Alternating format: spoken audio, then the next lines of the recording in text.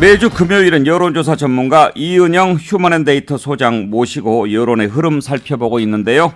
1번지 여론, 이번 주는 윤석열 후보 선출 이후에 대선 주자들 지지율은 어떻게 나타났는지, 국민들은 이번 대선에 어떤 것이 가장 중요하다고 생각하는지, 이런 내용을 중심으로 알아보도록 하겠습니다.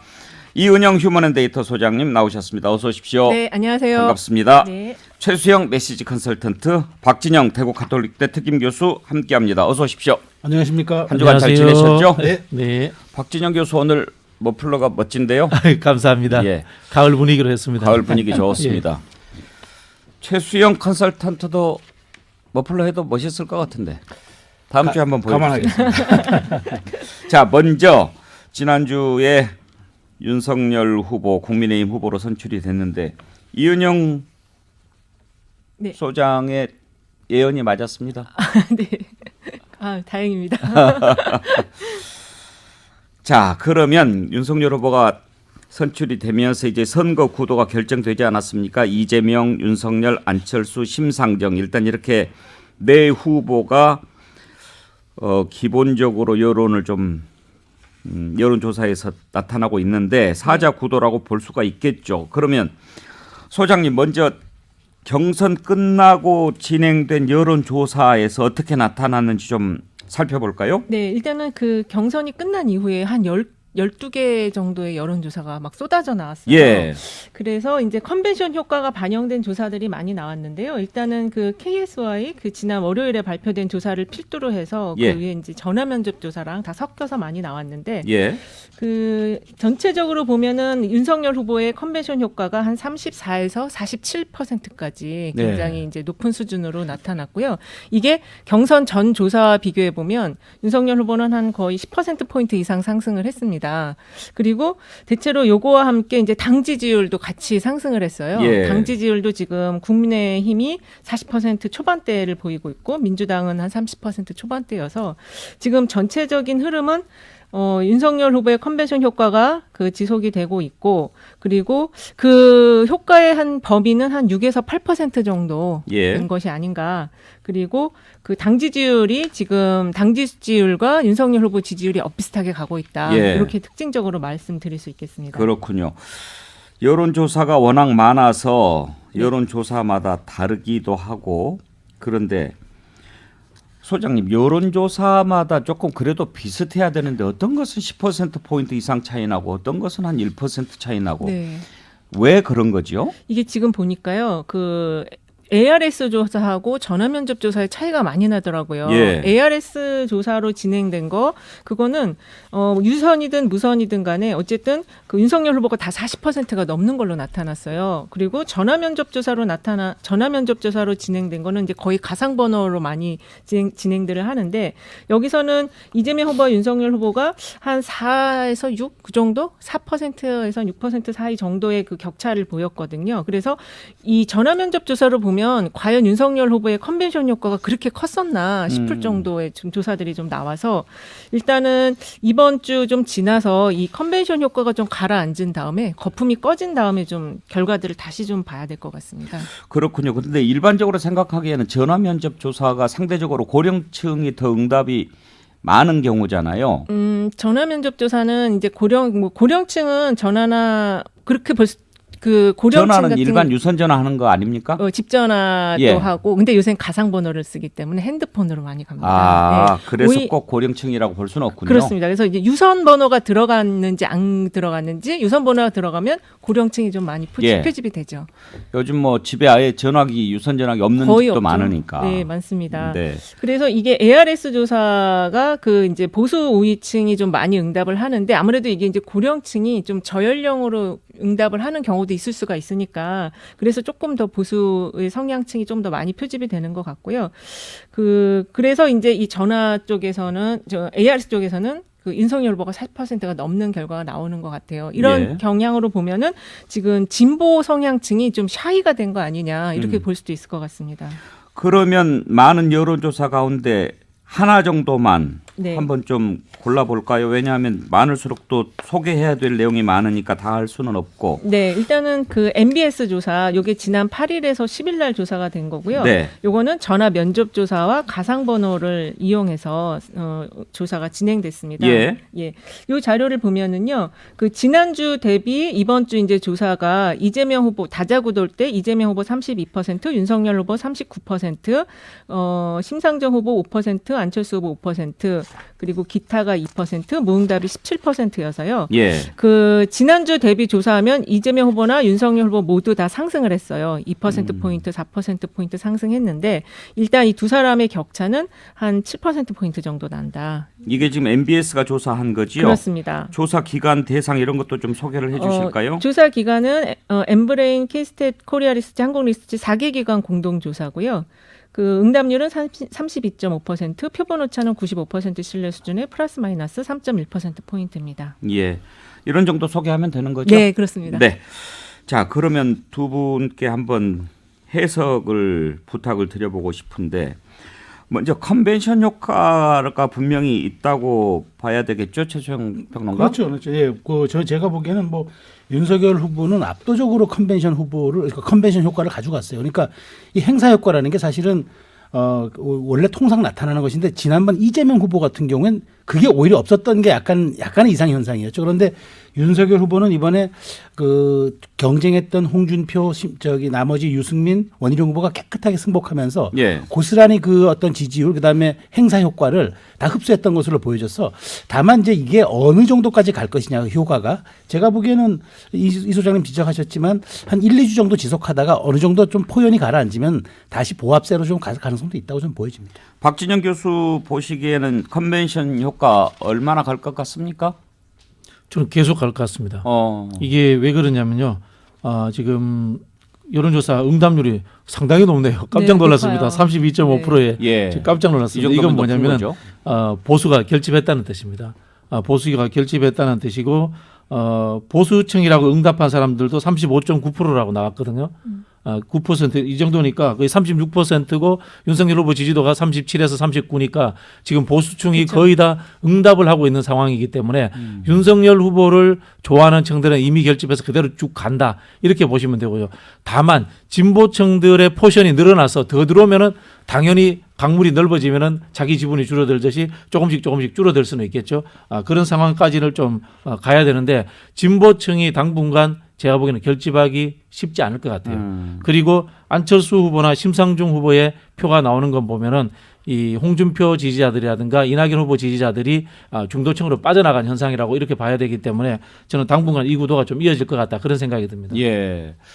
소장님 32.5%면 응답률 높은 것으로 볼 수 있죠. 상당히 높습니다. 대체로 얼마 정도 나옵니까? 이게 한 20% 초반대 정도 나오거든요. 근데 이제 지금 아무래도 경선 그 컨벤션 효과가 좀 지속이 되고 있는 것 같아요. 그리고 조사가 계속 이어서 가고 있다 보니까 그 효과가 좀 지속이 되는 것 같습니다. 예. 제가 한 말씀 못하면 요거는 좀 약간 특이 현상 같아요. 왜냐하면 그 주에 국민의힘 여론조사가 있다는 걸 알았거든요. 그렇기 때문에 전화를 보수층이 대기를 하고 있었던 거예요. 그런데 여론조사까지 같이 오니까 이게 그건지 모르고 다 응답을 했다. 그래서 저는 이 모집단이 높아질 수밖에 없었다. 약간 이건 특이 현상으로 저는 약간 해석하는 게 좀 합리적이지 않나 싶어요. 맞습니다. 이준석 대표한테 이제 그 과표집 아니냐 이런 질문도 하고 그랬는데, 근데 지금 이게 이제 후보가 확정이 되고 나니까 그 기존에 이제 우리가 코로나를 한 2년 정도 겪었잖아요. 그때 이제 꾹꾹 눌러놨던 그런 어떤 불만이나 이런 것들이 국민의힘 후보가 확정되면서 그게 같이 좀 터져나오는 흐름도 있지 않나 그렇게 좀 보여져서 우리 박진영 교수님 말씀처럼 이게 조금 더 저는 한 2주 정도 가면 표현이 가라앉을 거로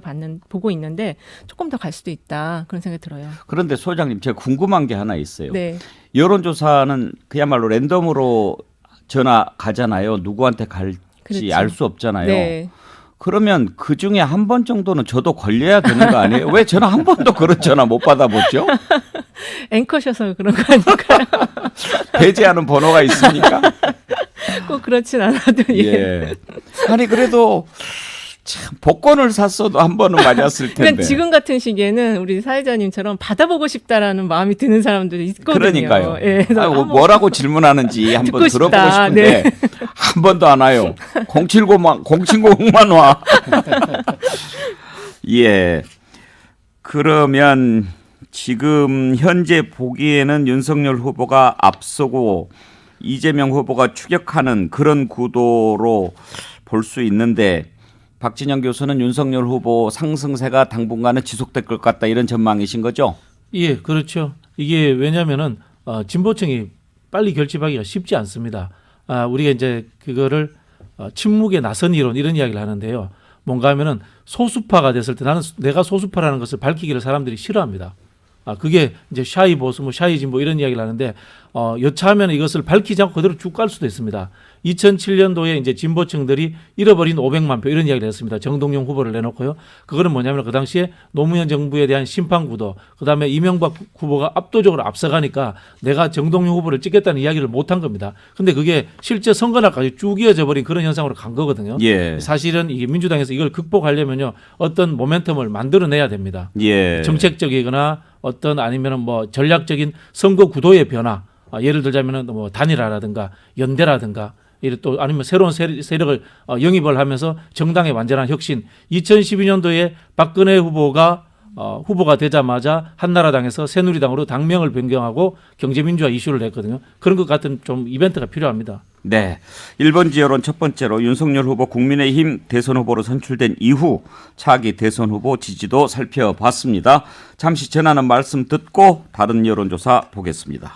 네. 백운기의 시사 1번지 여론조사 전문가를 모시고 1번지 여론 함께하고 있습니다. 이은영 휴먼앤데이터 소장, 최수영 메시지 컨설턴트, 박진영 대구 가톨릭대 특임교수 함께합니다. 이은영 소장님, 앞부분에 우리가 윤석열 후보 선출 이후에 후보들의 지지도 변화를 살펴봤는데 네. 혹시 대선 당선 가능성 이런 조사도 있습니까? 네, 이게 좀 재밌는 조사가 나왔는데요. 네. 그 아까 말씀드린 전국 지표 조사, MBS 조사에서 이제 대선 누가 당선될 것 같냐. 여기에 윤석열 후보가 40%, 이재명 후보가 37%, 안철수 심상정 0, 뭐 이렇게 나왔습니다. 근데 이게 지난주에 비슷한 문항을 다른 데서 두 군데서 진행을 했거든요. 예. 그때는 이재명 후보가 다 이기는 걸로. 그러니까 44, 또 47, 윤석열 후보가 40.9, 35.4 이런 식으로 해서 SBS 넥스트 조사, 그다음에 뉴스원과 엠브레인 조사에서는 이재명 후보가 앞서는 걸로 나왔거든요.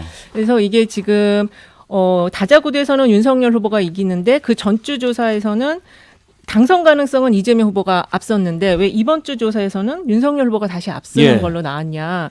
이게 제가 볼 때는 그 지금 민주당이 선대위를 구성한 이후에 행사가 여러 개가 있었어요. 후보 행사가 여러 개가 있었는데 그게 거기서 계속 좀 구설수적인 이야기들이 나왔고 그리고 지난주 이번 주에 그 김혜경 여사께서 네. 이제 낙상 사고를 당했는데 이거를 대응하는 그 위기 관리를 대응하는 게 굉장히 좀 불안하고 좀 밀도 있게 진행이 안 됐거든요. 그래서 이런 점에서 아마 좀 제가 볼 때는 이 지지층에서 조금 이탈한 것이 아닌가 그런 생각이 들어요. 이게 언제 조사된 거라고요? 이게 지금 MBS 조사가 11월 8일에서 10일 날 조사한 거거든요. 11월 8일 그러면은 김혜경 여사 낙상 사고 관련 부분이 포함이 됐을까요? 그게 지금 됐을 것 같은데 예. 요 안에 그 지금 행사들에서 예. 뭐 로봇 학대라든지 또 오피스 누나 이런 행사들 중요한 젊은층과 어떤 경제와 관련된 행사들에서 그 후보에 대한 어떤 메시지 관리나 현장 관리 특히 저는 이 현장 관리 부분을 지적하지 않을 수가 없는데 예. 이런 게 이제 좀 안 좋은 미스가 많이 있다 보니까 이게 그대로 보도가 되고 그리고 그거에 대한 대응도 좀 부족했고 또 그 백브리핑을 한다 안 한다 막 이런 얘기도 있었잖아요. 그래서 이게 선대위 꾸려진 이후에 좀 이 뭔가가 좀 어설프게 지금 진행되고 있는 이 모습들이 당선 가능성을 조금 떨어뜨린 게 아닌가 보여집니다. 그 차이를 좀 알아보고 싶은데요. 지지도 조사 그리고 당선 가능성 조사의 차이는 혹시 주관적, 객관적 이런 겁니까? 왜냐하면 지지도는 내가 누구를 지지하느냐라고 그렇죠. 하는 주관적인 표현이고 네. 당선 가능성은 약간 한 발짝 물러서서 제3자 이취해서 누가 될 것 같으세요라고 물어보는 것에 대한 답변이니까. 그렇습니다. 그래서 이제 당선 가능성은 자기 지지보다는 조금 더 객관화된 이제 응답을 하거든요. 그래서 뭐 다자구도에서 지난주도 거의 윤석열, 이재명 후보가 거의 붙어 있었어요. 근데 그런 속에서도 당선 가능성 이재명 후보가 상당히 좀 앞서는 결과를 보였었는데 이번 주에는 그렇지 않게 나타난 거는 아무래도 그 선대위가 좀 삐그덕거리는 모습 이게 영향이 있지 않나 싶습니다. 박진영 교수 이것도 컨벤션 효과의 일부라고 볼 수 있을까요? 당연하죠. 왜냐하면은 여기에 이 응답하는 비율이 있어 보수의 비율이 높아졌기 때문에 당연히 이렇게 나오는 겁니다. 실제로 이 우리가 이제 정치를 예측 게임이다. 익스펙테이션 게임이다 이렇게 이야기를 하거든요. 그런 측면에서 봤을 때 이 당선 가능성이라는 것이 전형적인 이 예측 게임입니다. 예측 게임인데요. 진보가 많이 참여하면 당연히 진보가 많이 나오고 보수가 많이 참여하면 당연히 보수가 많이 나오는 것은 당연한 상황입니다. 그런데 예. 지금 재밌는 거는 여기에 대해서는 저는 크게 걱정하지는 않는 게요. 좀 약간 민주당 입장에서 약간 보면은 예. 걱정하지 뭐냐면은 이 당선 가능성이 아직도 두 사람 다 40%도 못 넘겼어요. 그 이야기 뭐냐면은 선택하지 않는 중도층이 20% 이상이 존재하고 있다는 거기 때문에 아직도 선거는 이제야 시작이다. 이렇게 보시면 될 것 같습니다. 예. 최수영 컨설턴트도 같은 생각입니까? 저는 조금 다른데 예. 이게 저는 이제 그 이재명 후보의 어쨌든 그 불안한 후보 그게 작동이 됐다고 봐요. 저도 이재명 후보가 지금 3대 과제에 직면해 있다고 보는데 어떻게 얘기를 해도 지금 이 청년층이 따라오질 않아요. 2030이 반응을 안 해요. 그러니까 그게 가장 문제인 것 같고 그다음에 후보 리스크. 후보가 이야기라면 그 자체가 메시지가 돼야 되고 강력한 선거의 그게 도구가 돼야 되는데 오히려 그게 역작용이 와요. 뭔가 불안한 후보, 당정협의도 안 거치고 설익은 정책 내놓고 아니면 이상한 현장 발언하고 그다음에 세 번째가 정권 교체 지수는 매우 높는데 차별화를 할 건지 차별화가 아닌지 이게 딜레마가 굉장히 지금 스탠스가 애매하거든요. 이런 점들이 지금 복합적으로 작용해서 이런 결과를 좀 만들어낸 것 아닌가 저는 이렇게 봅니다. 이은영 소장 그런데요. MBS 네. 여론조사를 보면 윤석열 후보 39, 이재명 후보 32 이렇게 뒤지는 걸로 나타났지만 경제 정책을 누가 가장 잘할 것 같냐 이렇게 물어본 질문에 대해서는 이재명 후보가 오히려 36%로 더 많이 받았더라고요. 네, 맞습니다. 그래서 지금 여기 조사만 그런 게 아니고 그 한국경제 입소스 조사에서도 이재명 후보가 9%포인트 정도 높게 예. 경제를 더 잘할 거라고 지금 보고 있었어요. 그래서 사실은 지금 이게 이번 그 당선 가능성 전망은 이제 우리 교수님 말씀이나 우리 최수영 컨설턴트님 말씀이 다 맞긴 하지만 이 지금 비호감이 높은 것과 불안한 후보 이미지는 두 후보 다 거의 비슷하거든요. 예. 그래서 사실은 이게 이제 그 선대위 그 캠프가 얼마나 있게 그 밀도 있게 움직이느냐. 사실은 지금 윤석열 후보도 다음 주 조사에서는 떨어질 수도 있어요. 왜냐하면 지금 선대위 구성에 있어서 계속 그 삐걱거리는 모습이 나오고 있잖아요. 그래서 이런 것들이 이제 좀 다 이제 안정화가 돼야지 좀 본격적으로 두 후보의 이제 경쟁할 수 있는 숫자가 마련이 된다. 저는 이렇게 보고 있고 지금 숫자는 사실 당 지지율과 비슷한 흐름이라고 저는 보고 있어요. 예, 경제 정책만 놓고 보면 36대 25, 11%포인트 차이인데 네. 연령별로 봤을 때 이재명 후보가 18세부터 59세에서 우세했고 윤석열 후보가 60대 70대 이상에서 앞서 나간 걸로 그렇게 조사가 됐더라고요. 그러면 경제만을 놓고 봤을 때 이재명 후보가 더 많이 나오긴 했는데 네. 이번 대선에서 우리 국민들이 후보를 선출할 때 뭘 보고 뽑을까 하는 게 참 궁금하거든요. 예, 경제일까 뭐 이런 이런 조사도 있습니까? 예, 있습니다. 지금 MBC가 코리아 리서치에 의뢰해가지고 지난 11월 6일에서 7일 이틀간 조사한 게 있습니다. 그 예. 자료를 보면은 경제 성장과 일자리 창출이 25.9 가장 높고요. 또 주거 안정과 부동산 문제 25.2, 부패와 비리 청산이 19.2 등등으로 나와서 어쨌든 그 일자리 창출, 경제 성장, 부동산 문제 이게 합하면 50%가 돼요. 그래서 지금 이 경제 문제, 특히 이제 위드 코로나로 방역 체계가 전환되는 과정 속에서 이 경제 문제의 활성화, 이거를 누가 잘할 거냐. 그런 면에서 이재명 후보가 더 평가를 받는 거는 아무래도 이재명 후보 같은 경우에는 시장이나 도지사 시절에 그런 관련한 그 성과들이 있기 때문에 그 부분을 믿고 기대하는 부분이 있다. 이렇게 볼 수 그렇죠. 있겠습니다. 박진영 교수 너무 실망할 일이 아니네요. 예. 근데 이제 여론조사하고 또 투표는 또 다릅니다. 그렇죠. 이제 저런 걸 이제 정치적 허위의식이라고 합니다. 예. 허위의식이라고 이야기하는데 왜냐하면 정치는 이게 가치의 문제이기 때문에 사람들이 자기 본마음을 잘 이야기 안 합니다. 사실은 한국 사회는 이념과 지역에 의해서 투표하는 경향이 제일 높죠. 다만 이 정책에 대해서 이제 판단하는 분들은 한 30% 정도 되는 이제 중도층들 이런 분들이고 우리 흔히 중도라고 이야기하는 경제 정책을 가지고 중도라고 많이 이야기합니다. 그런 측면에서 이재명 후보가 갖고 있는 중도 확장성은 상당히 높다. 그런 측면에서 이 선거 캠페인을 잘하면은 얼마든지 지금 상황 극복될 수 있다. 저는 이렇게 해석합니다. 최수영 컨설턴트 경제가 대선의 가장 중요한 이슈가 아니었던 적이 별로 없지요. 예. 사실 뭐 클린턴 당선됐을 때도 바보야 문제는 경제야 이 캐치프레이즈 하나로 됐다고 해도 과언이 아닐 정도인데 어떻게 보세요? 이번 대선에서 가장 중요한 것도 역시 경제일까요? 저는 그렇게 보진 않습니다. 저는 그것이 일종의 저는 좀 그 유권자의 응답이 도덕적 올바름에 기인한 거라고 보죠. 우리가 그 선악에 대해서 문제를 물으면 당연히 선이 옳다라고 얘기를 하듯이 지역이냐 투표 형태를 물을 때 당연히 정책이죠라고 일종의 도덕적 올바름에서 답변하는 거지 그걸 가지고 저는 확대 해석할 필요는 없다고 보고요. 저는 어쨌든 두 후보가 지금에 직면한 아주 당면 과제는 뭐냐 실수를 줄이는 거예요. 그러니까 정치의 절반은 손님 실수에 의해서 기인한다는 그런 격언이 있지 않습니까? 그러니까 마찬가지예요.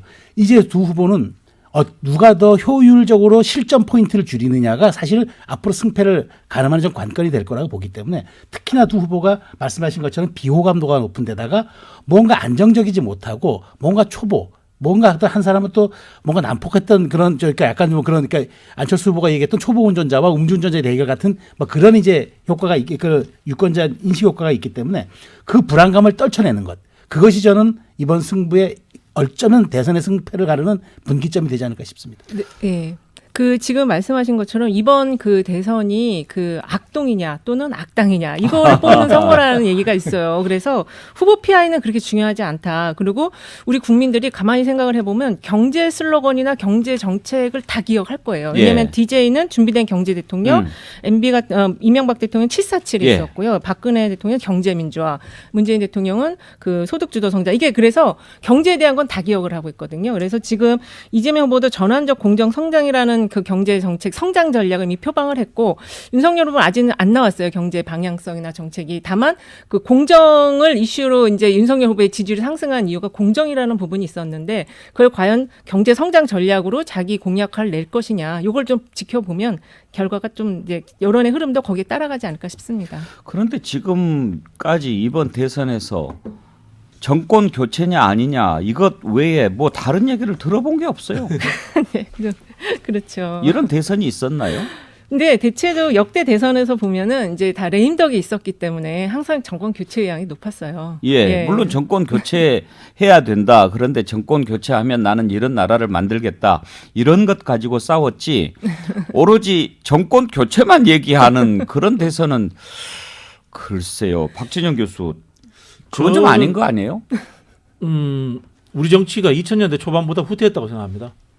그렇게 생각을 하는 게 2000년대 초반 같은 경우에 오히려 시대 담론도 있었고 좀 그 이회창 총재 늘 기억하는데요. 정말 보수 정치인다운 품격과 그리고 어떤 뭐 통합적인 모습 이런 모습을 보였는데 그 뒤에 이 한국 정치가 좌우 극단으로 갈리면서 이념적 대결이 또 심해지지 않습니까? 이래서 흔히 하는 정책 대결보다는 말씀하신 것처럼 누가 먹느냐라는 게임의 법칙처럼 국민들이 인식하게끔 만든 저는 그런 문제점이 분명히 존재하고 있다 이런 생각이 들고요. 단기간이지만 거대 정당이 좀 이 선대위를 만들면서 그런 시대 담론을 빨리 만들어야 됩니다. 그냥 추상적으로 뭐 전환하자, 성장하자 이렇게 해서는 안 됩니다. 구체적인 정책을 만들어내야 됩니다. 예. 그렇죠. 저는 사실 그 말씀하신 것처럼 역대 선거에서 항상 그 정권 교체에 대한 요구가 높았던 건 사실이에요. 근데 저는 이번은 조금 약간 결이 다르다. 왜냐하면 이게 너무 지속되고 너무 강고하거든요. 저는 이 원인은 어디서 보냐면은 문재인 정부가 기대했던 만큼의 성과를 못 보였기 때문이라고 봐요. 그러니까 이슈 관리 측면, 그 다음에 이제 유능 정부라는 측면, 그 다음에 소통이라는 측면에서 정말 저는 낙제점이라고 생각했기 때문에 국민들이 그러니까 바로 이거죠. 사실 대한민국 헌정사의 정치 입문 4개월 만에 주요의 정당의 대선 후보를 꿰차는 경우가 없었습니다. 이런 사상 초유의 일들. 검찰총장 하던 사람이 대선 후보가 되는 이런 일들은 송영길 대표의 말을 빌리면은 얼마나 우리 정부가 미웠으면 국민들이 이런 선택을 하시겠습니까라는 말이 저는 적확하다고 봅니다. 예. 그런 점에서 이번에 정권 교체 지수는 굉장히 강고하고 경고성을 띠는 원인들이 전 거기에서 찾고 싶습니다. 네, 백운계의 시사 1번지 대선을 앞둔 우리 국민의 생각 들어보고 있습니다. 1부는 여기서 마치고요. 잠시 전하는 말씀 듣고 2부에서 이어가겠습니다.